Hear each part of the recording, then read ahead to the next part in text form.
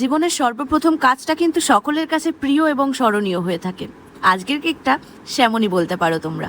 Hello guys, আমি Gayatri from গুহাস bakery চলে এসেছি আজকে আমার প্রথম ওয়েডিং কেকের ভিডিও নিয়ে, প্রায় 2 বছর পরে। সেটাই তোমাদের সাথে আজকে শেয়ার করব।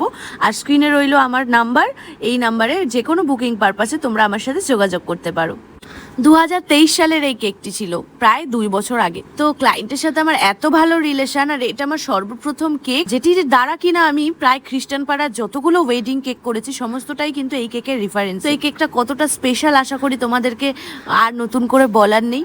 আর দিদি রিকোয়েস্ট এতবার করে করেছে, আমি আমার কুড়েমিটাকে সাইডে রেখে এবার ডিসিশন নিয়েই নিলাম যে না, এই ভিডিওটা আমি ছাড়বই। 2023 সাল, সেই সময়ে কিন্তু ছিল না এত অত্যাধুনিক প্রযুক্তি, না আমি পারতাম ভালোভাবে ভিডিও ক্যামেরা করতে, না ছিল সেরকম লাইট।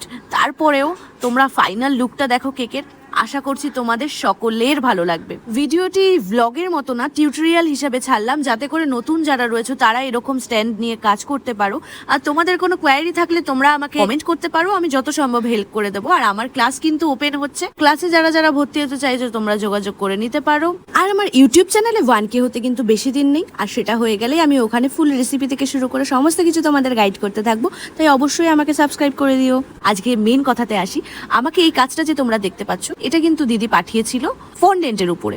কিন্তু ফন্ডেন্টের কাজ একটু কস্টলি, প্লাস গরমের মধ্যে, তো সেক্ষেত্রে আমরা ক্রিম দিয়েই এটাকে ডেকোরেট করছি। এরপরে ভেন্যুতে গিয়ে যে সমস্ত কাজগুলো রয়েছে সমস্ত কিছু প্যাক করে কিন্তু আমি বেরিয়ে পড়লাম।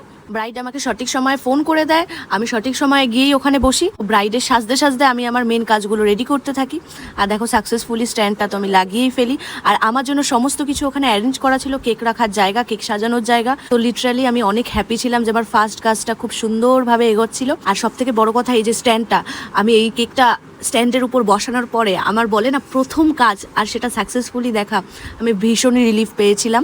দেখো, জীবনের রিস্ক নিতেই হবে, আর এটা ছিল আমার জীবনের ফার্স্ট রিস্ক, যেটা কিনা সাকসেসফুলি আমি হ্যান্ডেল করার পরে প্রচুর রেসপন্স পেয়েছি। আমি তো জীবনে হেল্প পাইনি সেভাবে ঠিকই, কিন্তু আমি চেষ্টা করি আমার স্টুডেন্টদের যাতে এরকম না হয়। তাই আমি প্রতিটা ক্লাসে হাতে ধরে তাদেরকে প্র্যাকটিসের জায়গাও রাখছি। 3টে সিট অলরেডি বুকড, তো আর 2জন কি 3জনকেই আমি ক্লাসে নেব। আর নেক্সট ক্লায়েন্টদের কাছে আমার এটাই রিকোয়েস্ট রইলো যে দেখো, তোমরা আগের দিন আমার সাথে নয় একটু ডিসকাস করে নিও, বা একটা ফোন করে দিও তোমাদের টাইম হওয়ার আগে, আমি সেভাবে নয় চলে যাব। আর তার থেকেও বড় কথা, দেখো ঘন্টার পর ঘন্টা গিয়ে যদি আমি বসে থাকি, কেকটা কিন্তু গলে গেলে সেটার দায়িত্ব কিন্তু আমার নেওয়া সম্ভব হয় না। তারপরেও আমি হয়তো তোমাদের ক্ষেত্রে বসে থেকে জিনিসটা সাজিয়ে দিয়ে আসি, কিন্তু তখন কিন্তু আমারও একটা খারাপ লাগা থেকেই যায়। আমরা কিচ্ছু চাই না, শুধু একটু সম্মান। দিদি যেভাবে কোঅপারেট করেছে, জায়গা সাজিয়ে রাখা বা আমার জন্য একটা ছোট্ট জায়গা রাখা ফ্রিজে, এগুলো করো, এতে করে তোমাদেরই কেকটা সুন্দর থাকবে, ভালো থাকবে। তো বন্ধুরা, কেকের ফাইনাল লুকটা তোমাদের কেমন লাগলো অবশ্যই কমেন্টে জানিও। আর 2023 সালের মতো সময় দাঁড়িয়ে আমাকে এত সুন্দর একটা কাজ করবার মতো সুযোগ করে দেওয়ার জন্য দিদিকে তো জানাই অসংখ্য ধন্যবাদ। জীবনে এই প্রথম এক্সপিরিয়েন্সটা আমার কাছে সারা জীবনের জন্য অনেক প্রিয় এবং স্মরণীয় হয়ে থাকবে। Thanks for watching, tata.